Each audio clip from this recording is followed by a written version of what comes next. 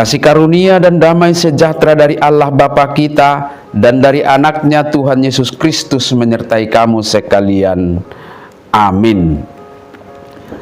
Shalom, saudara-saudari sahabatku yang terkasih di dalam nama Tuhan Yesus. Firman Tuhan yang menyapa kita hari ini, hari Rabu tanggal 4 Juni 2025, tertulis di dalam Injil Lukas pasal 10 ayat 21. Mari sahabatku, kita simak dan renungkan firman Tuhan yang menjadi kekuatan dan inspirasi untuk menjalani hari ini. Demikian. Pada waktu itu juga bergembiralah Yesus dalam Roh Kudus dan berkata, "Aku bersyukur kepadamu Bapa, Tuhan langit dan bumi, karena semuanya itu Engkau sembunyikan bagi orang bijaksana dan orang pandai, tetapi Engkau nyatakan kepada orang kecil. Ya Bapa, itulah yang berkenan kepadamu."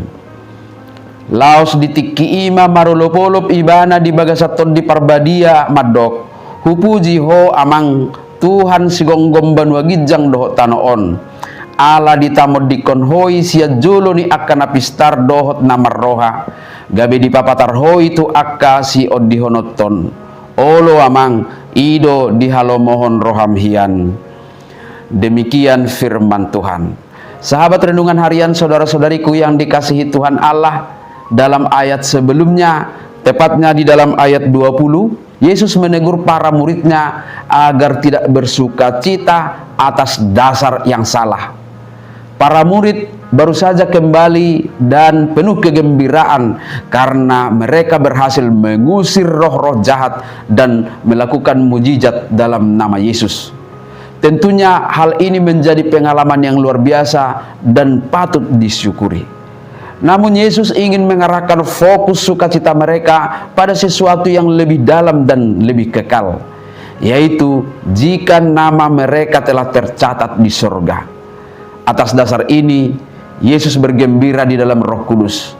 Sukacitanya bukan karena mujizat yang dilakukan para murid, atau bahkan karena roh-roh jahat yang takluk, tetapi bersumber dari pewahyuan Bapa yang telah memilih untuk menyatakan kebenarannya kepada orang kecil, orang-orang sederhana dan rendah hati, bukan kepada orang-orang bijak dan orang-orang yang berpengertian, yang mungkin terlalu mengandalkan kecerdasan duniawi mereka. Sahabatku, nas ini menyingkapkan keindahan rencana Allah dalam hidup kita. Allah memiliki caranya sendiri untuk menyatakan diri dan kebenarannya. Ia tidak selalu memilih orang-orang yang paling menonjol atau paling terkemuka di mata dunia. Sebaliknya, ia seringkali memilih mereka yang dipandang rendah dan dianggap remeh, yang tidak memiliki kekuatan atau pengaruh apapun dalam dunia sosialnya. Inilah bukti bahwa keselamatan dan pengenalan akan Allah adalah anugerah, bukan hasil usaha atau kecerdasan manusia. Akhirnya kita melihat Yesus bersukacita dalam Roh Kudus. Sebuah sukacita yang murni, yang datang dari keselarasan dengan kehendak Allah. Ketika kita menyerahkan diri kita sepenuhnya kepada Allah, mengakui keterbatasan kita dan membuka hati kita dalam kerendahan hati, kita juga dapat mengalami sukacita yang demikian.